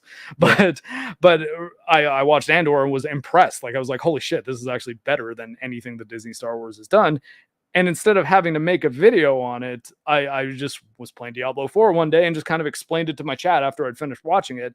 And I'm pretty good at explaining things just off the top of my head, unless I'm trying to, because I find anytime I've tried to like shoot a video where it's like, all right, explain how you feel about Diablo 4, and I'm just looking, or it wouldn't be Diablo, it would have been older. And if I'm just looking at the camera speak, I kind of can't do it. Yeah. Whereas if I'm playing a game, I can idly just kind of fire off a bunch of information that's pretty coherent. And yeah, so I'm hoping that those videos will start doing better. So if you guys are looking for every little just clips of my streams where it's just me speaking about a specific subject that you will see in the title and the thumbnail, then that's it. Actually, No Green Rocks, who I think has been on, he does your midweek hump show, right? Is he on there every week or? Yep, every I think week. I've been on there with, yeah, okay, so there we go. So he just hopped into my Discord one day and dropped the absolute nuke for me, because anytime I hear this from a person who's anywhere close to my age, it surprises me. Well, he says that he begins games on easy mode.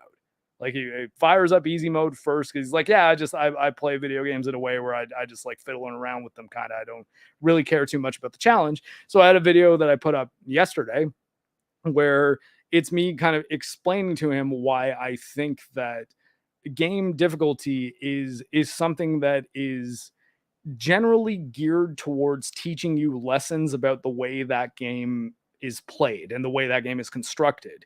And I find the problem with using easy mode as step one, as opposed to start on normal. And then if just things are too intense or there's a boss you can't beat, most games have an option where it's like lower difficulty. And then, you know, like I'm kind of okay with easy modes existing for that reason. I just don't think people should begin with them, because you're kind of taught a different game than what the game actually is by not going through at least the early areas on the normal difficulty, because generally the early areas are pretty easy anyways. So it's getting it into your head, like, here's how much I have to respect one of those enemies over there, because if every enemy is just dying with 2 shots with any gun that you have, do you really have to know that, hey, the elites have an energy shield that I need to break before I can actually do damage of them? And like, where it's like, okay, well, if I just hold right trigger on my assault rifle, I can just kill any enemy in Halo. So it's like, why is that a problem? It's like, yeah, if you're on easy.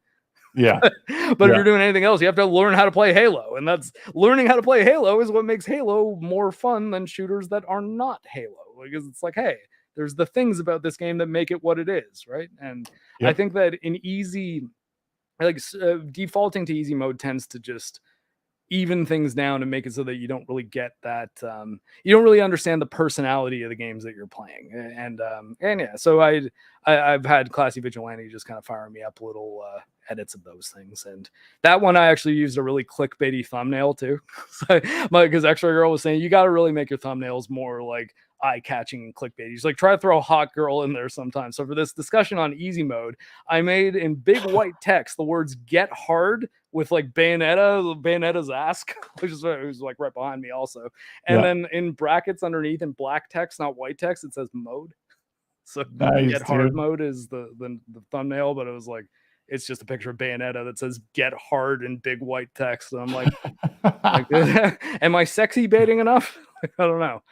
But you got to rig the system sometimes. No, man, that's really good that you're doing that. Like I said, I think I respect a lot of the opinions and stuff that you have on games and feedback you give on stuff you're playing. So like, I try and look out for that when I see it on Twitter, or, you know, catch your videos when I can, because I don't know. I just think you take a different approach than a lot of people. I think you're taking it more of like, I'm a gamer, like kind of objective, rather than like immediately jumping to something that might be like, this is why you shouldn't play it because it sucks and blah, you know, like, hype drawn or ideologically driven. Like that's the big thing. Also, it's also why I don't tend to like even rating whether or not a game is woke or not, like Yeah. even mentioning it, because I'm just like, I don't like getting, because a lot of people get really caught up on that, especially in your comments. They'll be like, I need to know one thing and one thing only. Is it woke? And I'm just Yeah. like, I could think of a lot of things that are not woke at all and suck.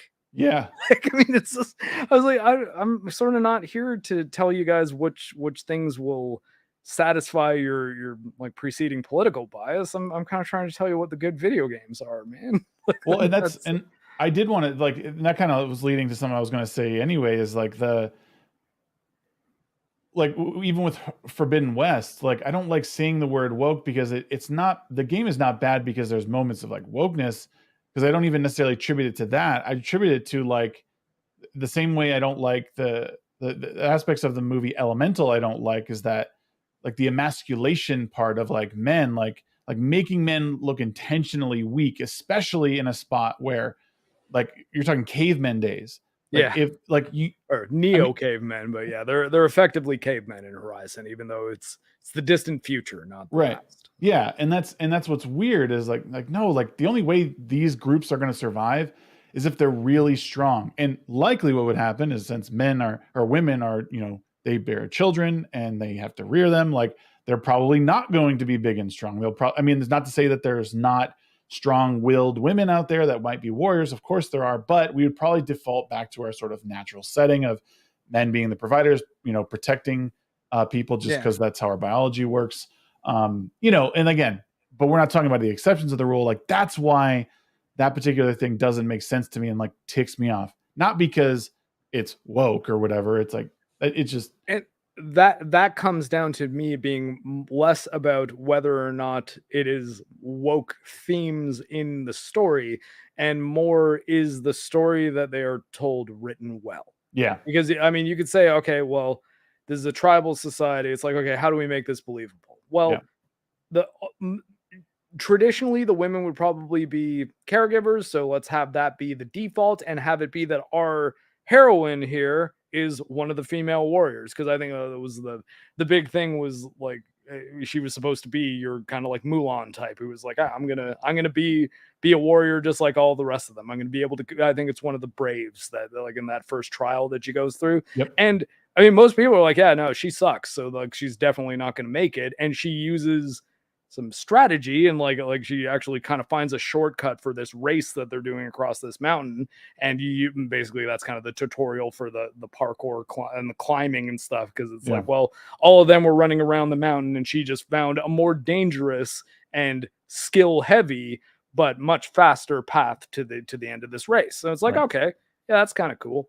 But if you just make it the whole from the biggest complaint I heard about the sequel was that she's kind of a bitch to everyone, and like everyone she meets, she's like, or at least I don't know if it's the performance, but apparently she always sounds like she can't be bothered. Like it's like, oh, fine, I'll go up this mountain and find your relic. I'll yeah. be back. It's It's like, well, definitely a little more of that. Yeah, yeah, and it's like, oh, I think that the problem is less like, oh, it's woke, and more it's like, well, did they just kind of turn her into a shitty person that is not likable? Like, 'cause, right. And you could argue that with through the events of the first one, she sort of earned that. But yeah, they like I think in the first one she had a bit of humility that she carried with her because she was sort of unsure of herself mhm, and what she was doing. And now that she's sort of overcome like huge adversity and defeated, the this giant AI and helping restore the world, like now there might be this era about her that is, but you know, she's not infallible. Like she definitely has like moments where she is like weak and then she has to overcome certain situations. Not necessarily Mary Sue, but like uh but yeah, I would say in this one she's a bit more outspoken towards her superiors, or the people that the chiefs of different tribes that she comes across. yeah. Well, But and I mean, again, like just in case anyone is watching this and is like, oh, why does he hate Horizon? So I've not played Forbidden West, so I'm mostly going by things I've heard from people that I've talked to about it. So they say that Aloy is cool to play as, but apparently in the cutscenes, she's more insufferable in this one than she was in the previous one. And I liked her in the previous one, so yeah, that still might default into a character that I like well enough. But I don't know. if I you haven't played the game, so I can't really say. Right, and if you go through the dialogue options, that if you like critical path the dialogue, it comes off a lot more like stoic and not. It doesn't seem like maybe she's more reluctant hero, like she doesn't want to do this anymore. But if you go through a lot of the dialogue options and listen to what she's saying, there There's a is bit some more moments where character in there. yeah, there definitely is. But yeah, the critical path dialogue is a bit short and not as expressive. So, which is weird. But no, there's definitely, and I started doing that more. I know was noticing. I was like, oh, let me see what she has to say about this stuff, just because like the place I was in was interesting and I wanted to know more about it. And she was much more like she just seemed more understanding of what was where they were and who they were, and like, oh, okay, so maybe I'll just do all the dialogue options now. And because the story of that game is not bad.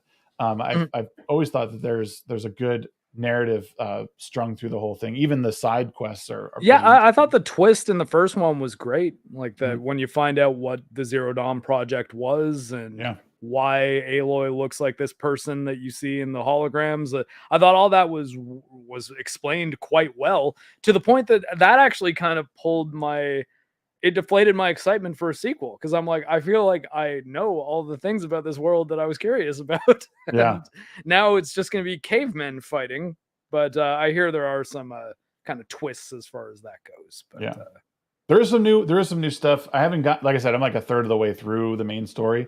Haven't gotten, a whole big narrative dump yet. But yeah, no, there's definitely some cool stuff that I think you should try out for sure. Um but guys, that's it. This I can't believe we've already been going for an hour and 45 minutes. Like this is yeah, like I'm a long man no, man, in a lot of like, ways. but it's such an enjoyable conversation. Sometimes, discussions feel like they drag, but this was great. Um but no, I want to thank you, man, for joining the show and get talking. We didn't quite get to what you and X-Ray Girl are doing, but I think we're going to save that for post show. So anyone who's a member on this channel and wants to have access to the locals segment of this, you can send me a message on Twitter and let me know what your locals name is, so I can add you to the list, so you can watch this as a members only stream. But yeah, Mark, what do you got going on? What is anything you want to talk about before we head out? I guess probably later tonight. I think I'm gonna do a bit of Diablo 4 main streaming. So I'll take out good old Mark the Rogue, get him doing some ninja shit, and maybe get myself to level 50. I think I'm in Act 4. You know what it was? I think I started Act 3 and it was over before I knew it. So I was like, wait, hold on. Are we like flying through the acts at this point? I now 4 is super have short. the 4 is 4 is short. 4 is really short, and then all of a Oh, sudden you're in 5. Yeah. really? Because I thought 3 was, like, shockingly short, but anyways. Or wait, maybe it was 4 that was short, and I meant 5. I don't know. But I just recently got the horse, and I've been trying to Oh, so just kind of you're in yeah, 4 then. so, I've been trying to grind up my character a bit, but, I've not really got a chance to play because I got that code for Trepang 2 on the weekend, and I basically just played the ever living hell out of it in all times that I wasn't at Chrissy Mayer's wedding, which was, a pretty significant chunk of my weekend, to be fair, because it was an 8-hour drive in either direction from Toronto to New York. But Wow. yeah, well, Man. X-Regular and I, we passed off roughly every 2 hours. It actually, functionally, it wasn't that bad, but it's a lot of time of the weekend that you're spent not being able to do anything very productive. Yeah, I 60 mean, hours. granted, I'm lucky enough that for me, productive is playing video games. Right. But I have to think about them pretty hard. So there's Yeah. that. Nice. Well, if I'm on tonight, I'll hop in with you because I know I've been wanting to play with you a little bit. So if you'll have me, I'll jump in So, and like, how does it work for doing the like? Can anyone just jump into my campaign at any point? And yeah, I like, won't get any extra rewards. I think I might get XP for killing monsters, but I don't get the end because I've already done it. So I don't get like double the XP for completing the things the way you do. oh, Um, okay, yeah. So all right. Well, yeah. I mean, like, if you wanna ride with Mark the Rogue, then yeah, we can probably set something up. sweet. Yeah, man. Like I said, thank you again. Thank you, chat, for hanging out. Like I said, the post show will be up on locals later tonight, and then this will be up on Spotify tomorrow afternoon. So thank you guys. We'll catch you later. Thank you again, Mark, and thank you, chat. You guys are awesome. See you guys later. Toodles.